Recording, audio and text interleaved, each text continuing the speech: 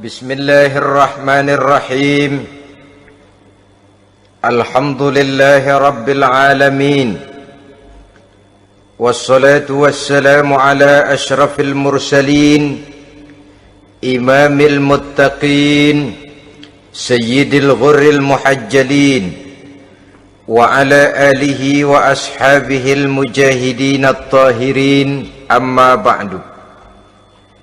Saudara-saudara kaum muslimin rahimakumullah.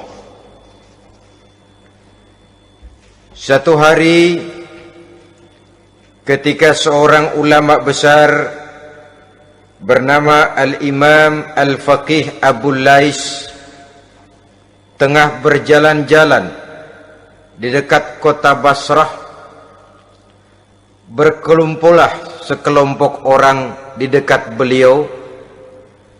Mereka datang mengajukan satu pertanyaan. Imam, kami ingin bertanya. Di dalam Al-Quran itu Allah Subhanahu wa ta'ala menjelaskan, Ud'uni astajib lakum. Berdoalah kepadaku, aku akan jawab doamu. Mintalah kepadaku, aku kabulkan permintaanmu. Itu dan begitu janji Allah di dalam Al-Quran. Kami, kata orang-orang tadi, sudah lama berdoa kepada Allah. Tapi kenapa sampai sekarang doa kami ini belum dikabulkan? Katanya, ud'uni astajib lakum. Kalau kamu berdoa, aku jawab, aku penuhi, aku kabulkan doamu. Itu janji Allah. Kami sudah lama berdoa pagi, sore, siang, malam. Nyatanya sampai sekarang doa kami belum dikabul-kabulkan. Ini bagaimana? Apa ayat Quran salah? Apa Tuhan lagi lempengan nggak denger?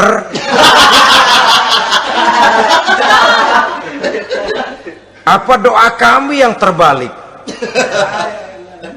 Kelihatannya sepele saja ini. Doa tidak didengar oleh Allah. Permohonan tidak dijawab, tidak dikabulkan oleh Allah. Tapi sebenarnya kalau kita mau merenung, kemalangan apa yang paling besar dalam kehidupan ini? Selain daripada kalau permohonan dan doa kita sudah tidak dihiraukan oleh Allah, artinya hidup sudah tidak diopeni oleh Allah. Jangankan Allah, saudara-saudara, kita nggak diopeni sama mertua saja bingung. Ini mertua diem aja, kalau saya salah apa salahnya, kalau ada yang dikepengenin apa kepengenannya, boyak ngomong kenapa diem begitu. Ini tidak diopeni oleh Allah. Kemalangan apa yang lebih malang selain daripada kalau doa sudah tidak didengar oleh Allah. Itu sudah kemalangan yang paling malang, lebih malang dari kota Malang saya kira.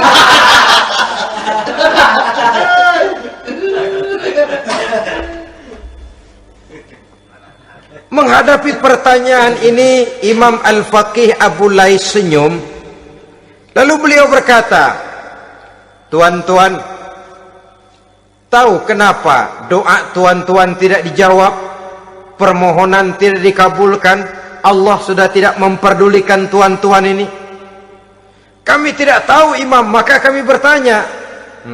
Begini, hati tuan-tuan itu mati. Dari hati yang mati, channel tidak nyambung kepada Allah. Dari channel yang putus tidak ada getaran strom, bagaimana akan timbul gejala? Hatimu mati, jadi pantas kalau doa tidak dikabulkan, permohonan tidak dipenuhi, doa tidak terjawab, hatimu mati. Saudara-saudara kaum muslimin, dari hati yang mati ini, getaran tidak akan sampai ke hadratullah azza wa jalla. Nah, ini juga satu penyakit yang kita sangat khawatirkan, yaitu apabila hati kita sudah mati selagi jasad masih hidup. Artinya jadilah kita bangkai berjalan di hadapan Allah Subhanahu wa ta'ala. Sementara kita sangat disibukkan dengan menggali berbagai macam jenis obat penangkal penyakit zahir, dan kita kurang perhatian untuk mencari obat penangkal penyakit batin yang kalau diserang penyakitnya menghancurkan kehidupan abadi di akhirat nanti. Perkembangan ilmu kedokteran nyata benar diikuti dengan perkembangan jenis-jenis penyakit. Makin maju ilmu kedokteran, makin modern penyakit. Ngerti juga rupanya itu penyakit. Dulu kita tidak kenal yang namanya AIDS, kita tidak tahu yang namanya liver, kita tidak kenal yang namanya stres, paling yang banyak cika, masuk angin, dan sebagainya. Tapi baiklah, penyakit-penyakit batin yang menyebabkan hati menjadi mati, dan dari hati yang mati doa tidak naik, tidak didengarkan oleh Allah Subhanahu wa ta'ala. Nah, kata orang-orang tadi, yang menyebabkan hati kami mati ini apa, Imam? Beliau menjawab, pertama, araftumullaha wa lam tu'tuhu haqqahu. Yang menyebabkan hatimu jadi mati, pertama, kamu kenal benar kepada Allah, tapi haknya untuk disembah, kewajibanmu untuk menyembah, tidak pernah kamu laksanakan. Bagaimana Allah tidak akan jauh dari kita kalau kita tidak akan mengadakan pendekatan kepadanya? Dan pendekatan kepada Allah hanya bisa kita tempuh melalui jalur kegiatan ritual ibadah. Allah akan terlalu jauh apabila kita hanya membicarakannya lewat filsafat dan renungan yang mendalam. Tapi Allah akan dekat dan terasa hadir dalam hidup apabila kita dekati ia dengan pelaksanaan ibadah kepadanya. Kamu kenal Allah, tapi hakmu untuk menyembah, kewajibanmu untuk menyembah, haknya untuk disembah, tidak pernah kamu laksanakan. Kalau soal Allah kita kenal bukan main. Bahkan tidak hanya kita mengajarkan kenal juga kepada anak-anak kita. Kalau ditanya siapa pencipta matahari, bulan dan bintang? Allah. Siapa pencipta lautan, gunung, hutan belantara dan sungai-sungai? Allah. Siapa pencipta bumi, matahari dan sebagainya? Allah. Sembahyang apa enggak? Bagaimana nanti?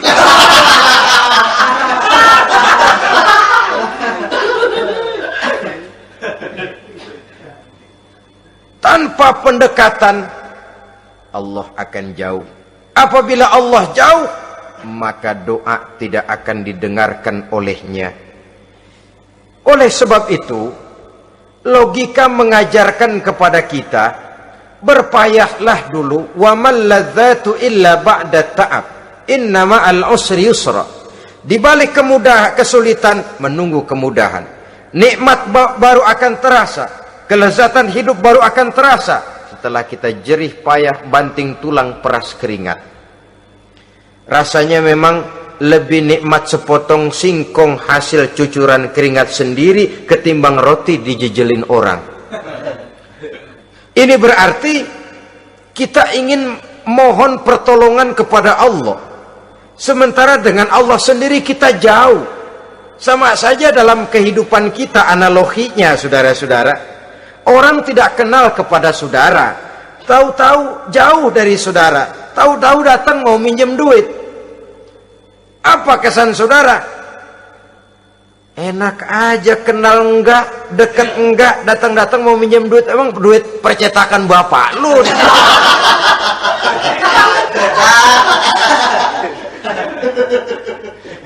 Sedangkan yang kita kenal, sedangkan yang kita bertemu tiap hari, sedangkan yang sering datang ke tempat kita, kalau satu saat dia pinjam duit, toh kita kadang-kadang masih mikir.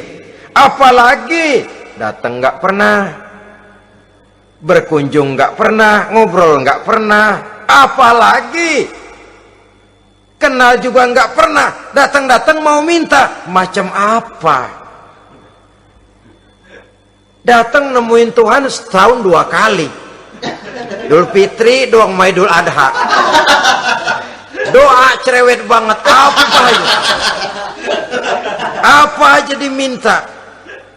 Saudara hadirin, bagaimana doa akan kabul, permohonan akan dijawab jikalau kita jauh dari Allah, kita kenal Allah, haknya untuk disembah, kewajibannya untuk menyembah, tidak pernah kita laksanakan.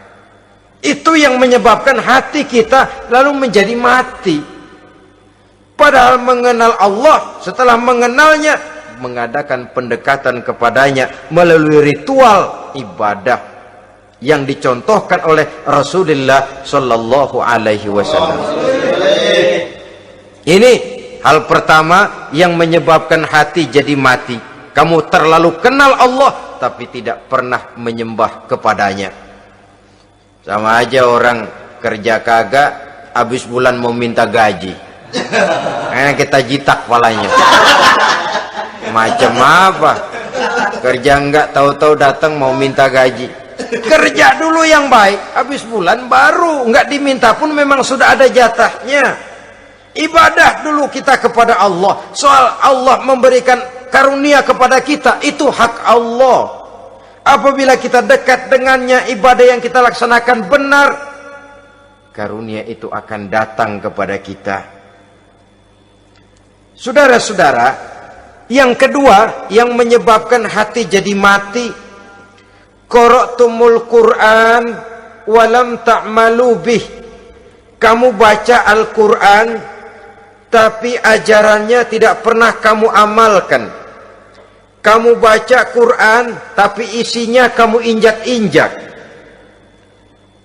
Sehingga ada peringatan dari Rasul Sallallahu Alaihi Wasallam. Beliau bersabda, "Iza azzamat ummatid dunya wa fi riwayatin dinaron wa dirhaman nuzi'at minha haibatul Islam. Wa iza turikatil amru bil ma'rufi wan nahyu 'anil munkari hurimat 'alaihim barakatul wahyi. Wa iza tasabat ummati saqatat min 'ainillah." 3 peringatan keras tapi yang merupakan gejala penyakit kita umat Islam diperingatkan oleh Nabi kita. Pertama, iza azzamat ummatid dunya. Apabila umatku telah terlalu mengagung-agungkan dunia, apabila umatku telah jatuh menjadi umat yang materialistis, segalanya diukur dari sudut keduniaan saja, nuzi'at minha haibatul Islam, maka akan dicabutlah dari mereka kehebatan agama Islam. Hilang kehebatan Islam apabila kita jatuh menjadi umat pengagung dunia, penyembah materi. Nilai kita, keberadaan kita tidak dihargai orang lain. Orang memandang kita remeh saja. Orang Islam gak ada apa-apanya, bayar aja, bisa dibeli, bisa diatur, bisa dikerjain, garap saja. Nuzi'at minha haibatul Islam, hilang dari mereka kehebatan Islam ini. Kenapa? Mereka telah mengagungkan dunia dan menjadikannya sebagai tujuan. Padahal dunia cuma alat, materi cuma alat, harta cuma alat. Yang kedua, wa iza turikatil amru bil ma'rufi wan nahyu 'anil munkari hurimat 'alaihim barakatul wahyi. Apabila telah ditinggalkan amar ma'ruf dan nahi munkar, maka hilanglah keberkahan wahyu. Ini yang ada hubungannya dengan masalah kita. Kita baca Quran, kita tidak amalkan isinya. Bagaimana hati tidak jadi mati? Amar ma'ruf dan nahi munkar ditinggalkan orang, hilang keberkahan wahyu. Pada saat itu boleh jadi Quran ada, tapi cuma tinggal tulisan saja. Islam ada, cuma tinggal sekedar nama saja. diseminarkan, disimposiumkan, dimuktamarkan, tapi tidak dijabarkan dalam kehidupan sehari-hari. Apabila amar ma'ruf dan nahi munkar telah ditinggalkan orang, hilang keberkahan Quran itu. Akibatnya apa? Apabila amar ma'ruf tidak lagi digalakkan orang, nahi munkar tidak dilaksanakan orang, lalu orang menilai sesuatu menurut seleranya sendiri. Mana yang ma'ruf, mana yang munkar, tidak ada lagi patokan utama. Kalau baik kata otaknya, dia kerjakan. Tidak baik menurut otaknya, dia tinggalkan. Agamanya adalah otak, berhalanya adalah akal. Akhirnya umat kehilangan pedoman. Tidak lagi jelas mana batas yang ma'ruf, mana batas yang munkar. Dalam kondisi sedemikian, akhirnya akan terjadi penjungkiran nilai. Paling celaka nantinya, yang ma'ruf malah dianggap munkar, yang munkar malah menjadi ma'ruf. Peringatan ketiga dari Nabi, wa iza tasabat ummati saqatat min ainillah. Apabila umatku sudah saling berbantahan, apabila umatku sudah saling caci memaki, saqatat min ainillah, jatuhlah mereka dalam pandangan Allah Subhanahu wa taala. Hilang wibawa umat yang sudah saling mencaci maki, saling menjatuhkan, saling gasak, gesek, gosok. Justru agama menganjurkan kita ini saling asah, asih, asuh. Kadang yang kita praktekkan, kita ini saling gasak. Yang kedua, saling gesek. Yang ketiga, saling gosok. Gasak, gesek, gosok. Kacau kita ini. Saling gasak, menjegal kawan seiring, menggunting dalam lipatan. Saling gosok, fitnah sana, fitnah sini. Saling gesek, sikut kiri, sikut kanan. Tidak peduli orang lain luka dan sebagainya. Yang penting dia bisa nangkring. Jatuh kita dalam pandangan Allah apabila umat sudah saling mencaci maki. Maka kita kembali kepada persoalan hal kedua yang menyebabkan hati jadi mati, qara'tumul Qur'an walam ta'malu bih. Kita baca Al-Qur'an tapi ajarannya nyaris tidak kita amalkan di dalam kehidupan kita. Akibatnya hati lalu jadi mati. Itu yang kedua. Yang ketiga yang menyebabkan hati jadi mati dan doa tidak terjawab, idda'aitum annakum min ummati Muhammadin sallallahu alaihi wasallam wa lam ta'malu bi sunnatihi. Kamu mengaku, kamu memproklamirkan diri sebagai umatnya Nabi Muhammad, tapi sunnahnya tidak pernah kamu amalkan. Malahan perkembangan paling akhir bukan saja tidak mau mengamalkan sunnah, malah mengingkari sunnah. Inna lillahi wa inna ilaihi raji'un. Oh, Nabi Muhammad itu manusia biasa seperti kita. Sebagai manusia dia bisa salah. Dan ternyata hadis banyak yang palsu. Yang otentik cuma Quran. Selebihnya adalah sejarah. Tidak ada itu sunnah. Langsung saja kepada Quran. Oh, hadis itu bukan sumber hukum. Oh, tidak perlu mengamalkan sunnah. Saudara-saudara kaum muslimin, mengaku kita umat Nabi, tapi sunnahnya kita campakkan, tidak kita amalkan. Setelah tidak kita amalkan, kita campakkan. Setelah kita campakkan, kita ingkari pula. Inna lillahi wa inna ilaihi raji'un. Bagaimana hati tidak jadi mati? Kalau siang malam kita memproklamirkan diri sebagai umat Nabi Muhammad, sementara sunnahnya kita campakkan, kita abaikan, dan kita ingkari dia, sunnah itu. Padahal, jikalau sekarang kita mengenal Islam, jikalau kita sekarang ngerti halal haram, tahu hak batil, bisa memilah dan memilih antara yang ma'ruf dengan yang munkar, itu utamanya adalah karena jasa Nabi Muhammad sallallahu alaihi wasallam yang dari generasi ke generasi dilanjutkan oleh para sahabat, oleh tabi'in, oleh tabi'it tabi'in, terus oleh para ulama-ulama sampai kepada kita sekarang ini. Walaupun beliau hanya berfungsi sebagai penyampai, tapi kepribadiannya dijadikan model oleh Allah Subhanahu wa taala di dalam kita melaksanakan kehidupan beragama. Bahwa beliau manusia seperti kita, memang dalam arti unsur biologisnya ya manusia, punya darah, punya daging, punya hati, punya perasaan, bisa sedih, bisa gembira, tetapi beliau itu termasuk basyarun la kal basyar, manusia yang tidak seperti manusia pada umumnya, punya spesifik.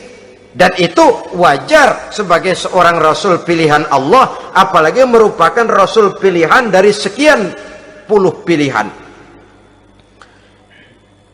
Bahwa jamrud itu batu memang, tapi nilainya kan berbeda dengan batu kolar. Satu truk batu kolar dengan barangkali segenggam batu jamrud, nilainya tentu jauh lebih mahal batu jamrud. Kalau soal batunya, sama batunya, tapi nilainya berbeda karena esensinya berbeda. Kita manusia, Nabi Muhammad juga manusia, sama manusianya memang, tapi kualitasnya, nilainya tentu jauh panggang daripada api.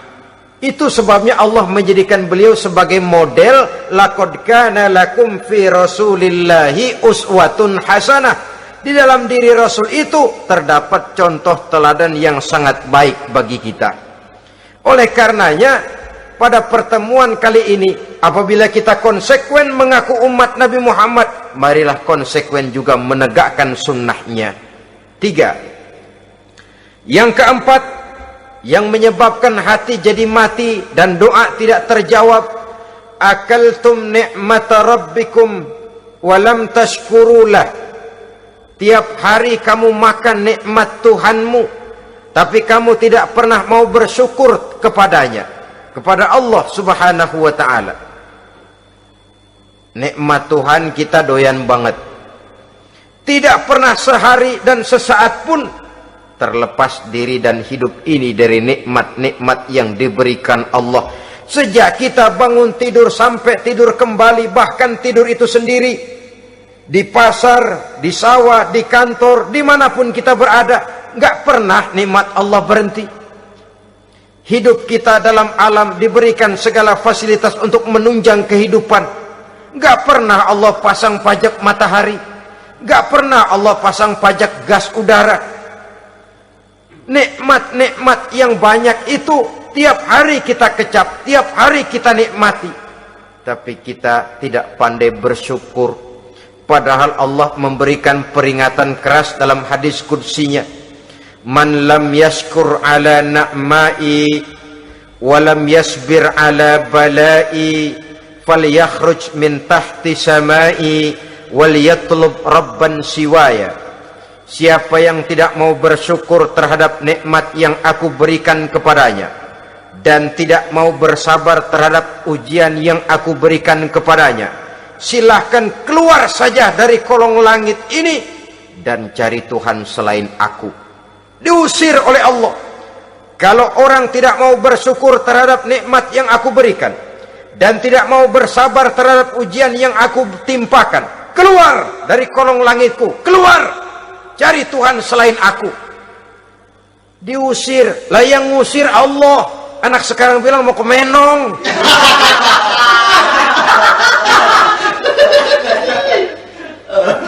Kalau diusir kita dari Jakarta, masih bisa pindah ke Bandung. Diusir kita dari Bandung, bisa pindah ke Jogja, Solo. Diusir kita dari Indonesia, bisa pindah ke Singapura, Malaysia. Diusir dari kolong langit, mau cari langit mana lagi? Kalau kau tidak mau mensyukuri nikmatku, tidak sabar terhadap ujian yang aku berikan kepadamu, keluar saja, keluar dari kolong langitku ini, cari Tuhan selain aku.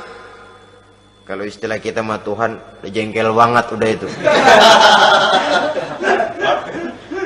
Nikmatku, yang nikmat yang aku berikan kau makan, tapi kepadaku engkau tidak pernah mau bersyukur.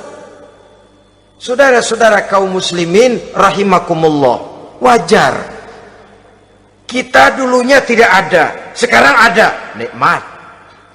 Susunan biologis manusiawi kita demikian cantik, nikmat. Tinggal di bumi, fasilitas yang kita perlukan disediakan, tinggal kemampuan kita mengelolanya, nikmat.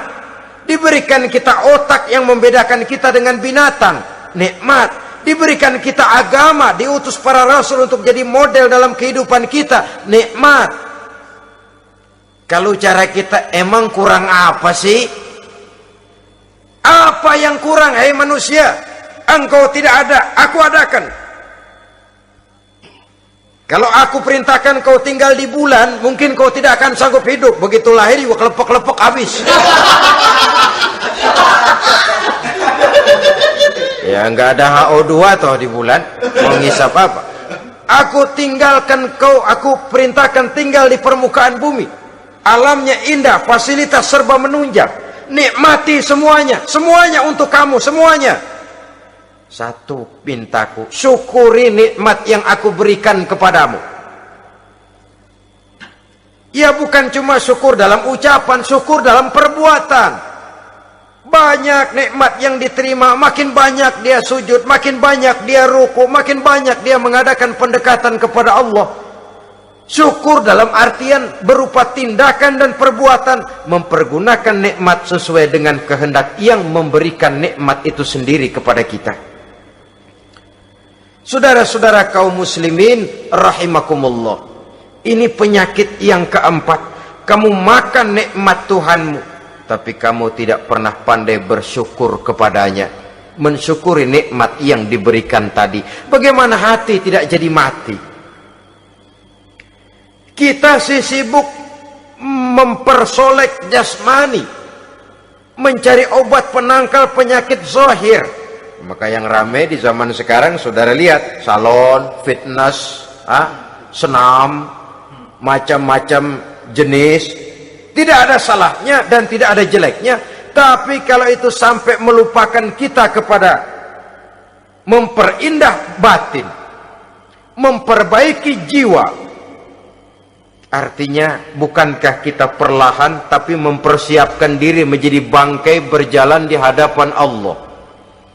Dengan operasi plastik, yang pesek jadi mancung, yang sipit jadi belok, kulit keriput jadi kencang, pipi terlalu cekung bisa diatur.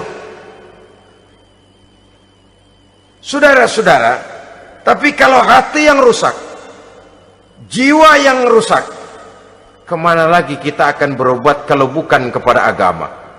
Maka hati itu jadi mati apabila kita selalu memakan nikmat Allah dan tidak pandai mensyukuri nikmat itu. Dari hati yang mati tidak akan ada getarannya. Oleh sebab itu doa tidak terjawab. Selanjutnya yang menyebabkan doa tak terjawab dari sebab matinya hati, qultum annal mauta haqqun wa lam tasta'iddu lahu. Kamu berkata, kamu yakin bahwa mati adalah sesuatu yang benar, tapi kamu tidak pernah punya persiapan untuk mati. Padahal menurut logika, orang yang akan bepergian jauh tentu dia harus mempunyai bekal yang cukup. Semakin jauh jarak perjalanan yang akan ditempuhnya, semakin banyak perbekalan yang harus dibawanya.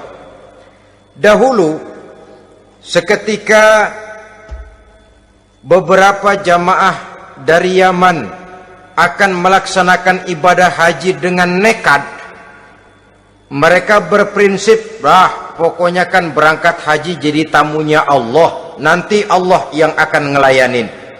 Mereka nekat, modal badan doang berangkat.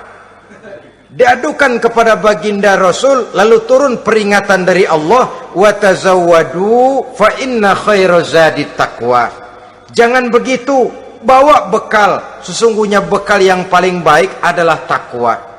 Bahwa berangkat dengan bekal takwa itu bekal yang paling utama. tapi bekal-bekal yang lain pun jangan diabaikan. Kalau kita akan berangkat untuk tujuan yang baik, bekal yang paling utama memang takwa.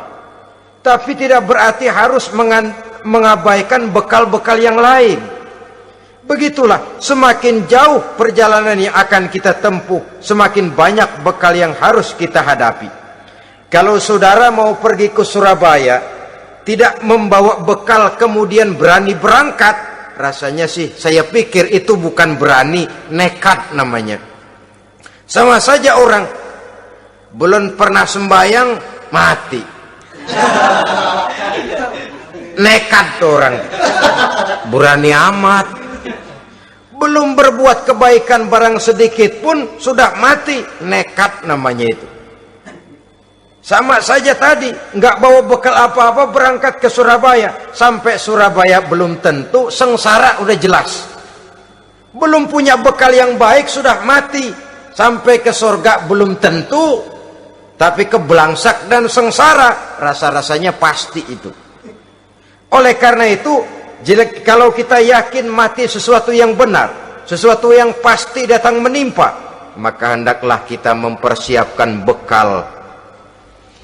Kemudian, idda'aitumun najata minan nar wa ramaitum fiha anfusakum. Kamu memproklamirkan diri ingin selamat dari neraka, tapi kamu lemparkan dirimu ke dalam neraka. Bagaimanapun bajingannya bajingan, kalau ditanya ente mau masuk neraka enggak, jawabannya pasti enggak. Itu pasti perbuatannya sendiri yang melemparkan dirinya ke dalam neraka, membiarkan dirinya berlarut-larut, bertimbun-timbun dalam dosa dan kesalahan, dan tidak akan ada niatan untuk memperbaiki diri. Hanyut di meja judi, habis ditelan minuman keras, fitnah sana fitnah sini, hasud sana hasud sini. Padahal mulutnya ingin selamat dari neraka, perbuatannya malah melemparkan dirinya ke dalam api neraka. Tidak ada orang yang lebih sayang kepada diri kita selain kita sendiri. Dan menyayangi diri itu tidak cuma dengan memandikannya sehari 3 kali, memakaikannya parfum dengan segala macam merek, memakai sabun yang wangi-wangi, minyak yang harum-harum. Lebih daripada itu, jaga dan sayangi diri. Jangan jatuhkan dia ke dalam perbuatan-perbuatan yang bisa menjerumuskan diri itu ke dalam neraka. Kemudian disambung oleh Imam Al-Faqih Abu Lais yang menyebabkan doa tidak terjawab karena hati mati. Idda'aitum dukhulal jannah walam ta'malu laha. Kamu ingin masuk surga, tapi kamu berat mengamalkan perbuatan yang bisa menyampaikan kamu ke surga. Semua kita kalau ditanya, mau masuk surga? Mau. Tapi jarang yang berlomba melakukan perbuatan-perbuatan yang bisa menyampaikan kita ke surga.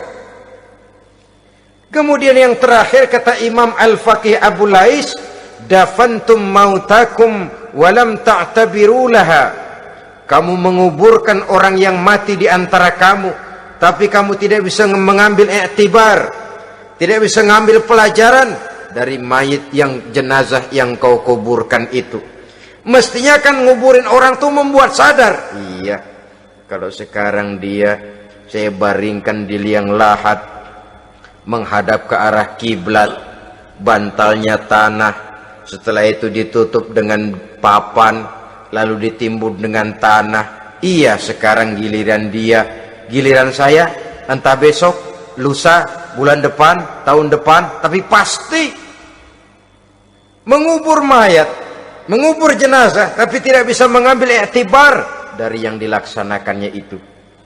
Ini merupakan penyakit-penyakit batin yang merupakan handicap, yang menimbulkan jarak antara kita dengan Allah Subhanahu wa ta'ala.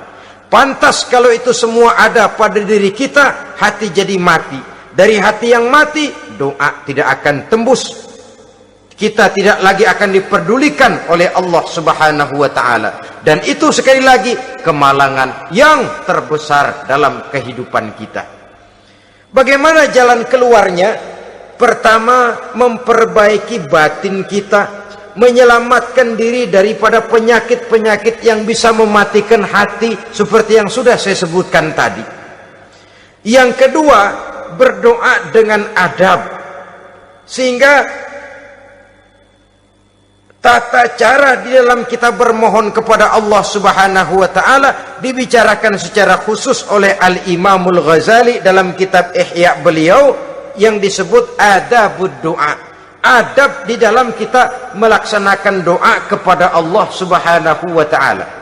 Setelah batin ini bersih dari penyakit-penyakit hati yang bisa menyebabkan hati jadi mati, berdoalah kita kepada Allah. Bagaimana adabnya? Kata Imamul Ghazali rahimahullah, yang pertama, hendaklah ia di dalam berdoa itu memilih waktu yang mulia. Minal awqatis syarifah, kata beliau. Memilih waktu-waktu yang punya nilai mulia. Ramadan dalam 1 tahun, Jumat dalam tiap minggu, sepertiga malam yang akhir pada setiap hari. Waktu-waktu yang punya nilai mulia. Walaupun misalnya saudara berdoa pada hari Kamis, tidak ada halangannya Allah mau kabulkan. Ini tidak berarti bahwa kalau sudah berdoa hari Jumat lalu hari Kamis tidak mau berdoa, tidak. Lebih memilih mengintai waktu-waktu yang punya nilai mulia. Lailatul Qadar sekali dalam setahun. Waktu-waktu yang punya nilai mulia. Logikanya begini, saudara-saudara. Kalau kita datang ke rumah seseorang, tujuan utama kita minjem duit, yang paling pertama kita perhitungkan tanggal berapa nih? Kan itu toh, tanggal berapa? Kalau tanggal 20 atuh minjem duit, orang lagi ngap-ngapan, boro-boro dia bisa minjemin, dia sendiri mungkin lagi pusing. Kita lebih dulu kita amatin tanggal berapa nih, yang enak sore apa siang, jam 2. Jam 2 dia baru pulang dari kantor, tapi giliran tidur. Kalau dia tidur dibangunin, datang mau minjem duit, kagak dimaki-maki sudah kebagusan deh. Kan kita lihat waktunya, timingnya, kata orang sekarang. Tanggal berapa, sore apa malam, apalagi gulem apa terang bulan. Itu semua sudah kita atur sedemikian rupa, memilih waktu. Yang kedua, kata Imamul Ghazali, memilih keadaan yang istimewa. Kalau tadi soal waktu, yang kedua soal keadaan. Ada situasi-situasi di mana doa itu diijabah oleh Allah Subhanahu wa taala. Di antaranya kata Imam Abi Hurairah, "Inda zahbis sufuf fi sabilillah." Pada waktu mengatur barisan perang membela agama, di situ doa kabul. Inda nuzulil ghais, ketika turun gerimis, di situ doa makbul. Inda iqamis shalah, ketika salat mau didirikan, riwayat lain bainal azan wal iqamah, antara azan dan qomat, di situ doa makbul. Itu memilih keadaan-keadaan. Kemudian yang ketiga, kata beliau, berdoa menghadap kiblat. Ya, apa kalau doa madhab mudik Tuhan gak tahu? Tahu. Tuhan gak dengar? Dengar. Cuma lebih etis. Lebih etis kalau kita berdoa menghadap ke arah kiblat. Saudara-saudara kaum muslimin rahimakumullah. Yang keempat, hifdzus saut, menyederhanakan suara. Tidak terlalu keras, juga tidak terdengar orang lain, apalagi kalau doa kita diaminkan oleh orang lain. Tidak usah terlalu keras. Kenapa? Karena Allah yang kita meminta kepadanya bukan zat yang tuli, bukan zat yang buta, bukan zat yang tidak dengar, bahkan dia maha dengar. Juga tidak terlalu seperti orang berbisik-bisik, apalagi kalau doanya doa bersama-sama. Tapi kadang-kadang terdorong oleh husnuzon dari para makmum saja. Tidak peduli apa yang dibaca oleh imam, yang kedengaran cuma amin aja gerengan. Amin, amin, amin, amin, amin, amin.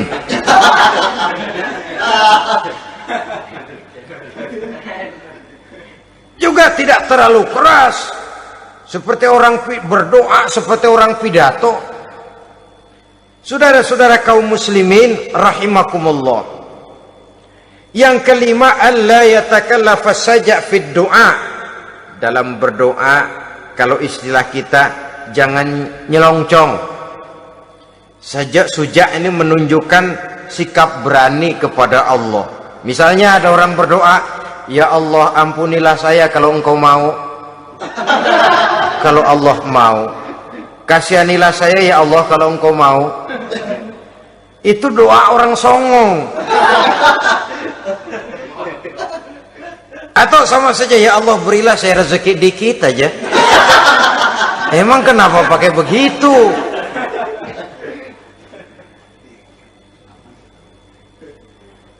Allah yatakallafa saja fid du'a. Yang keenam, kata Imam Al-Ghazali, at-tadarru' wal khusyu'. Dengan tadarru' dan khusyuk, dengan sikap tawadu, benar-benar ya seperti kitalah kalau datang memang menghajatkan pertolongan dari seseorang, segala action kita atur supaya hajat kita itu kabul, kan begitu. Kadang-kadang istilah orang kalau perlu ngesor mah ngesor dah, yang penting permintaan dikabulkan, gitu saja. Kita lihat sekarang ini, ramai orang bicara soal film-film Parno. Kelihatannya pendatang-pendatang baru, pokoknya asal bisa main dah, bugil ya bugil dah. Yang penting nyohor, bisa tampil. Walaupun dalinya semua sama, mula-mula cuma iseng. Adegan panas bagaimana? Kalau tuntutan skenario apa boleh buat? Apa boleh buat? Emang nggak bisa milih. Setelah film beredar baru saya juga jijik ngeliat, lah tadi kemana waktu bikin? Udah jadi baru jijik, bikinnya merem memang itu.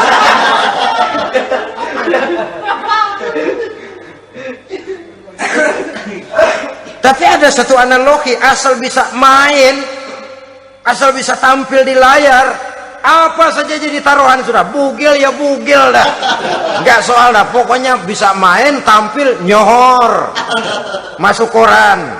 Udah seperti kata-kata orang Arab, bul ala zamzam fatu'raf. Kalau pengen terkenal kencingin sumur Zamzam. Artinya apa? Bikin yang aneh-aneh, yang orang nggak kerjain ntar ngetop. Yang ngetop lempengan jeleknya. Sumur Zamzam dikencingin, kan nyohor itu. Sedunia orang kenal. Kenapa? Gila. Saudara-saudara kaum muslimin rahimakumullah, sangat kita sayangkan kalau lalu orang berlomba-lomba dengan cuma modal paha mulus, wajah cantik, dimauin apa saja mau, lalu bisa tampil. Akibatnya yang jadi korban adalah anak-anak kita, disuguhi tontonan-tontonan yang meracuni jiwa mereka. Walaupun akibatnya barangkali ya lain, seperti band orkes dengan film memang akibatnya tidak langsung ya. Kalau band orkes akibatnya langsung, dia bisa berantem di tempat lokasi. Film orang nonton tahu dia di tempat itu, bukan di tempat itu dia praktek, pulang jadi pikiran dia, tadi serem ya, ntar kalau udah kesempatan kita praktek. Ntar ngancemnya itu yang gak enak. Tapi yang saya analogkan dengan persoalan kita, tingkah pola artis apapun dilakukan asal bisa main. Nah itu tuh, asal dapat kesempatan acting. Dalihnya ya tuntutan skenario lah, iseng lah, macam-macam lah, tapi yang jelas satu target, saya harus dapat kesempatan main. Untuk sampai ke situ, cara apa saja harus saya tempuh. Tidak peduli harus menginjak-injak norma dan budaya bangsa yang luhur. Tidak peduli harus bertentangan dengan kaidah agama. Tidak peduli hasilnya meracuni umat masyarakat, terutama generasi muda. Yang penting kan ngetop. Saudara-saudara, baiklah ya, itu soal lain. Tapi soal kita ialah at-tadarru wal khusyu'. Bermohon kepada Allah dengan tadarru, khusyuk dan tawadhu. Seperti kalau kita mau bermohon kepada seseorang, kita malah merendahkan diri. Pak, saya memang orang gak mampu, Pak. Utang saya udah selebar kampung, Pak. Anak udah 16 seperempat. Apa saja kita meratap, menghibah, mengeluh, merintih, ujungnya kan yang penting gue pinjam duit dapat dah. Apa kayak diomongin, pokoknya pulang bawa duit, itu saja. Itu strategi manusiawi. Kalau ini kita adakan konteks, oh iya, kepada Allah lebih lagi kita tadarru, khusyuk, tawadhu. Doa dengan tawadhu, sebab kita akan bermohon kepada yang serba maha. Menghadap ke arah kiblat, duduk bertafakur dengan khusyuk, tawadhu. Jangan doa sembari tolak pinggang.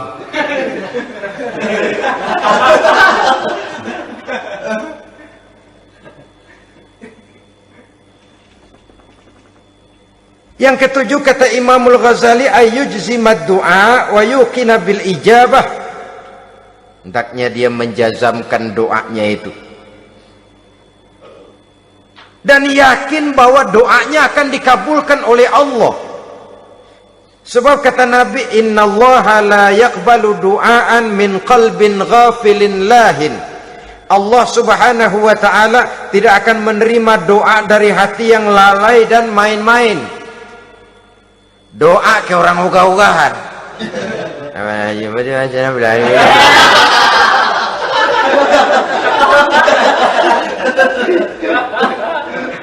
Kali malaikat nyongok dong, lu minta apa lu?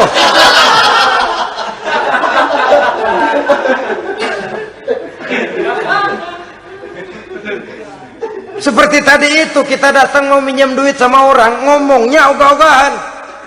Pinjam duit dikasih syukur enggak, ya udah. Ya enggak dah, enggak dikasih sudah. Kenapa? Mintanya begitu.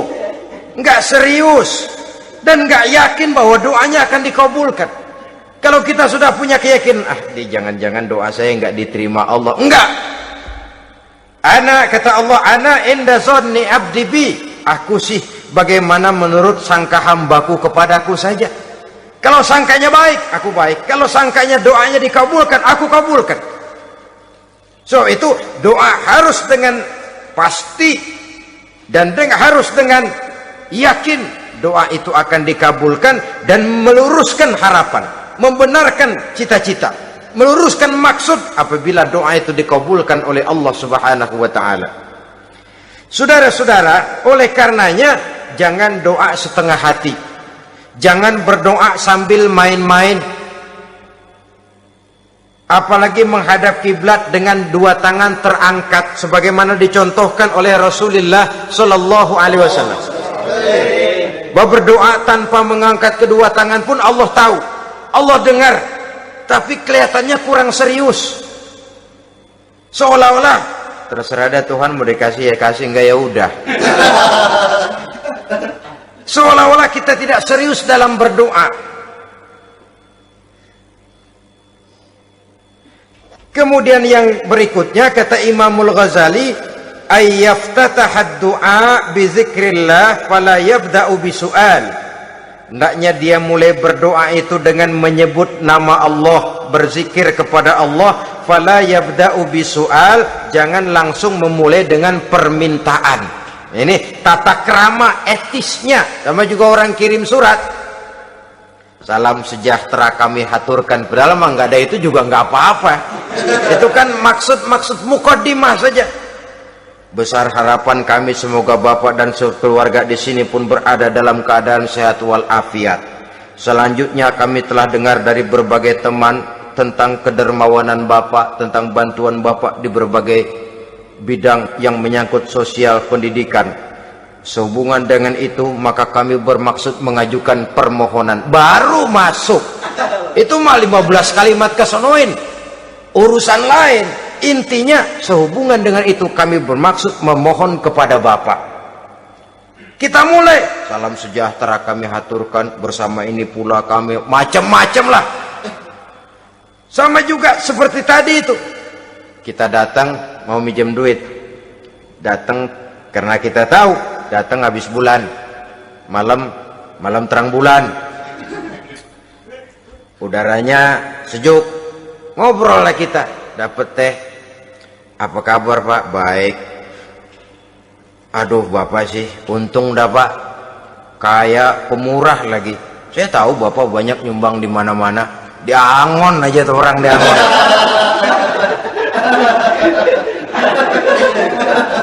Kira-kira udah mau telap aja baru dikedat. Ngomong-ngomong Pak, nah mulai nih kalau udah ngomong dah tuh mulain. Baru masuk. Jadi etisnya berdoa itu dimulai dengan zikrullah.